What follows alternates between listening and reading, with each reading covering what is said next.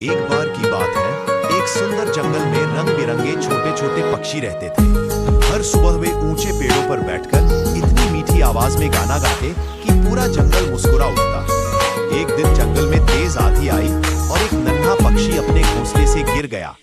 बाकी सारे पक्षी तुरंत उड़कर आए, उसे अपने पंखों से ढक लिया और फिर मिलकर उसका घोंसला दोबारा बना दिया।